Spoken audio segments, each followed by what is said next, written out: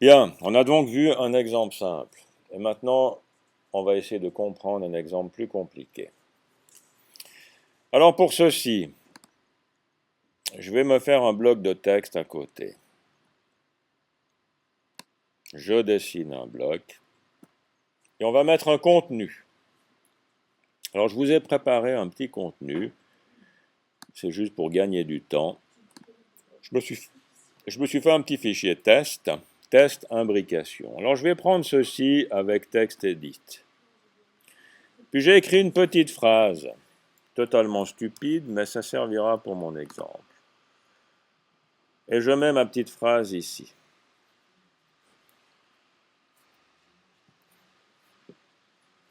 Voilà, petit test de texte à adapter avec les fonctions grep, blablabla. Puis là, dans les tags que j'ai mis, il y a plusieurs choses. Il n'y a pas que de l'italique. Vous avez un début d'italique qui est ici, blablabla, bla, bla, bla, et puis dans l'italique, tout d'un coup, vous commencez par du gras, blablabla, bla, bla, bla, puis vous commencez par des petites majuscules, blablabla, puis c'est la fin des petites majuscules, puis c'est la fin du gras, puis d'un coup c'est la fin de l'italique, puis on recommence de l'italique, et on recommence du gras, fin du gras, etc. Donc ça sous-entend que mon texte a été préparé avec plusieurs tags. La structure a été vérifiée, il faut que les choses soient parfaitement bien imbriquées. Ça veut dire que si je mets par exemple ce tag que je vais couper, si je le mets à cet endroit-là, je n'ai pas une imbrication qui est juste. Parce que je commence du gras, puis je commence des petites majuscules, et je finis le gras avant de finir les petites majuscules. Donc je n'ai pas des poupées russes qui s'emboîtent. Et ça ne peut pas marcher correctement ou facilement si ce n'est pas structuré de manière précise. Donc je reviens pour mettre comme c'était. J'annule, coller, j'annule, hop là, je me suis trompé, annuler, annuler. Voilà, là il est juste. Donc j'ai vérifié que l'imbrication soit juste. Alors maintenant, si je viens au début de ceci, que je reprends ma recherche, ma fonction rechercher remplacer, et que je regarde ce qui se passe avec ça, je cherche la première séquence. La première séquence qu'il a trouvée, c'est celle où il n'y a pas d'imbrication. Parce que entre cette position-là, il n'y a pas le signe plus petit que. Par contre, j'ai un italique qui commence ici, je cherche une chaîne de caractères, puis là, je trouve un signe plus petit que. Et qu'est-ce qu'il y a derrière ce signe plus petit que? Il n'y a pas la séquence plus petit que slash i plus grand que, puisque c'est un plus petit que b plus grand que. Donc il ne va pas la trouver. Donc ça veut dire qu'il faut qu'on élargisse ou qu'on adapte cette séquence-là pour trouver aussi ces particularités-là. Alors ce que je préconise quand c'est comme ça, c'est qu'il faut traiter les imbrications les unes après les autres. Autrement dit, il faut commencer par ce qui est le plus large pour finir par ce qui est le plus petit. Et pour pouvoir traiter ce qui progressivement est le plus petit ou le plus à l'intérieur, il faut transformer les signes plus petits que et plus grands que par d'autres signes. Et on fait ceci de manière progressive. Alors on va faire un petit exemple. Comme je vais devoir remplacer certains signes par un autre signe, je dois d'abord m'assurer que cet autre signe n'existe pas dans mon texte. Parce que s'il existe, je vais être en conflit avec d'autres parties de mon document. Et les signes que je vais utiliser, c'est le signe plus petit ou égal et plus grand ou égal. Donc je vais chercher dans mon document, ou dans ce bloc-là, disons dans mon document, est-ce qu'on n'aurait pas, par hasard, sous forme de séquence grep, deux signes.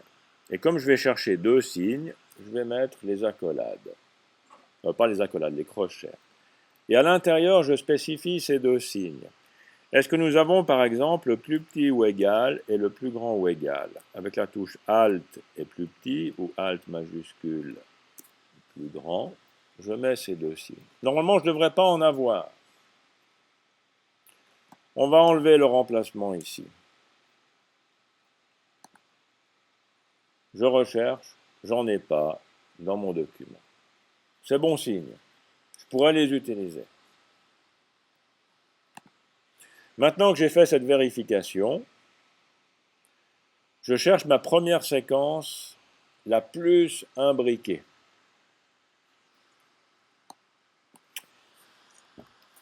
Alors accrochons-nous et allons-y. Je cherche un signe plus petit que. Maintenant, je ne sais pas quel tag je vais trouver. Ça peut être le I, ça peut être le B, ça peut être le PM, ou ça peut être d'autres, ceux que vous aurez choisis. Donc avant de faire ce genre de recherche, vous devez savoir quels sont les tags que vous avez mis, puisque c'est vous qui avez nettoyé votre texte, qui l'avez tagué.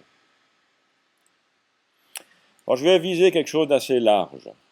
J'aimerais chercher et mémoriser un tag. Et dans ce tag, je vais chercher une série de lettres. C'est ce que je mets entre crochets, mémorisé entre parenthèses. Cette série de lettres, c'est des lettres qui sont soit en majuscules, soit en minuscules, mais pas de lettres accentuées. L'habitude que j'ai pour l'instant, c'est de mettre les tags en majuscules. Le standard sur l'Internet maintenant, c'est de mettre des tags en minuscules. Donc le fait de mettre de A majuscule à Z minuscule, ça veut dire que je prends aussi bien les lettres majuscules que minuscules. Mais je ne prends pas de lettres accentuées, ni d'espace, ni de points, ni rien d'autre, que des lettres. J'en veux plusieurs, donc je mets un petit plus. Et avec ceci, je peux vérifier, je trouve par exemple le I. Et si je prends le suivant, je vais trouver le I suivant, puis si je prends le suivant, je vais trouver le B. Si je continue, le premier I, le premier B, je vais trouver le PM aussi. Il y a deux lettres, le petit plus qui est là va me permettre de trouver une lettre et une autre lettre qui rentre dans la zone qui est définie entre le A majuscule et le Z. Donc la recherche de tags a l'air de fonctionner. Maintenant, je vais chercher ce qui se trouve entre les tags. Donc je mets en mémoire une série de lettres, c'est les crochets, et j'aimerais trouver toutes les lettres qui ne sont pas un plus petit que. Alors qui ne sont pas, c'est le circonflexe, un plus petit que. Et je veux faire ça de manière répétitive, y compris la position 0. Et là, je mets une étoile. Parce que peut-être qu'il y a deux tags qui se suivent et qui n'ont pas de contenu. Quand je prends la première position, le tag doit avoir un contenu, mais ce qui se trouve entre les tags pourrait ne pas avoir de contenu. C'est pour ça que j'ai un petit plus ici et une étoile ici. Et une fois que j'ai trouvé cette séquence-là, jusqu'à ce que je rencontre le plus petit, je peux faire un test. Il s'arrête ici. Et ce qui va se trouver derrière, c'est le signe plus petit que. Alors maintenant, ce que j'aimerais trouver derrière, c'est un tag qui n'a pas la barre de fraction, qui n'indique pas une fin. Si je veux trouver deux tags qui sont imbriqués, il faudrait que je puisse localiser cette position-là et cette position-là. Alors je vais mémoriser ce que je vais trouver.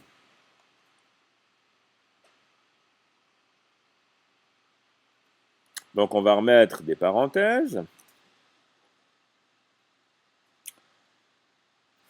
On va de nouveau chercher une séquence de caractères. Donc ça sera les crochets. On va de nouveau chercher un tag qui s'ouvre. Donc ça sera quelque chose de A jusqu'à Z, qui contient au moins une lettre. Oups, là je suis trop loin. Ici, au moins une lettre. Et dont le tag se ferme. Puis je cherche. Voilà, j'en ai un. Plus petit que I, texte est plus petit que B. J'ai démarré du I, tout d'un coup je démarre du B.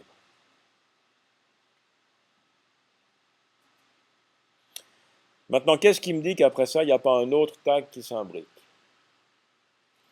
À un moment donné, il faut que je trouve celui qui se ferme. Donc après ceci, je vais chercher une séquence de caractères que je mets en mémoire. Je mets les crochets, c'est juste. Je cherche, comme précédemment, n'importe quel caractère, mais pas le plus petit que qui indique le début du tag suivant. La séquence pouvant être vide, je mets ici une étoile. Et je cherche mon tag qui s'ouvre. Faisons déjà la recherche comme ça. Ouverture, blablabla, ouverture, blablabla. Maintenant, je cherche le tag qui s'ouvre, et là, je vais chercher à ce qu'il se ferme. Et comme je ne sais pas quel genre de tag je vais trouver, je vais mémoriser son contenu, comme j'ai fait tout à l'heure. Je mets les crochets, je mets de A jusqu'à Z minuscule. J'en veux au moins une lettre. On ne voit plus très bien ce qui se passe là au bout. Et je ferme mon tag. Fermé. Comme ceci. Puis je cherche. Donc là, il a trouvé un tag qui s'ouvre, un texte, un deuxième tag qui s'ouvre, un texte et le tag qui se ferme. Donc c'est cette imbrication-là qui m'intéresse. Et maintenant, cette imbrication-là, je vais remplacer les plus petits et plus grands cas de cette imbrication par les deux caractères qui n'existent pas dans mon texte et que je réutiliserai plus tard.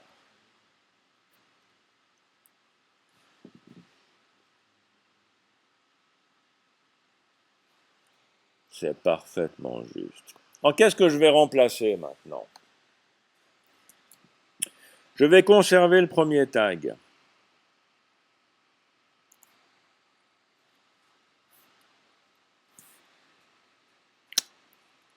Donc le plus petit qu'ici, je vais le retrouver là.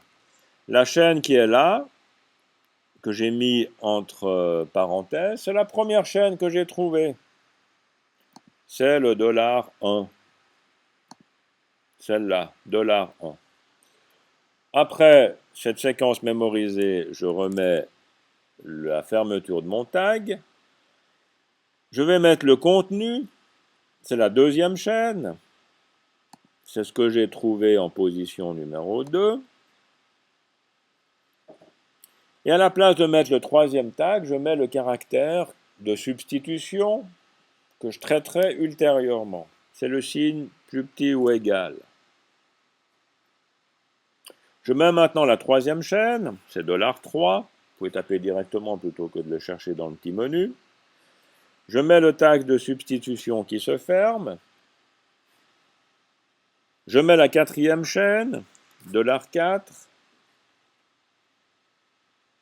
Je remets mon tag de substitution. Je mets la cinquième chaîne et je referme mon tag de substitution.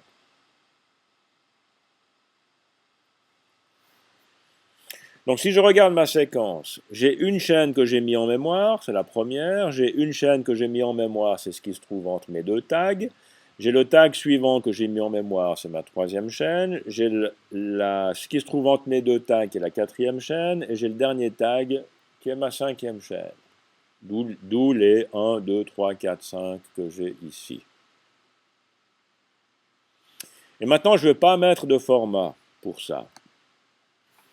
C'est juste pour isoler les tags d'imbrication. Alors je cherche. Il y en a un ici. Je remplace. C'était juste, j'ai pas fait gaffe. Courage, bébé. Allons, un peu de courage. Ouais, c'était ça, un peu de courage. Suivant, c'est cette partie-là, je remplace. Suivant, j'en ai plus. Donc maintenant, ceci n'est plus un véritable tag, puisque c'est plus le signe plus petit que. Maintenant, peut-être que j'ai d'autres séquences qui sont imbriquées. Ce qui est le cas, hein, parce que là, j'ai un I puis un B de nouveau. Alors, est-ce que j'ai une autre séquence? Rechercher. Là, j'ai encore une imbrication. Je remplace. Là, j'ai encore une imbrication. J'ai l'imbrication de l'imbrication. Je remplace. Et je fais ceci de manière répétitive jusqu'à ce que je n'en ai plus.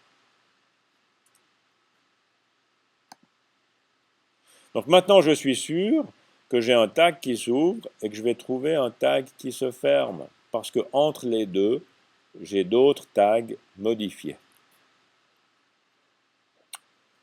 Wow.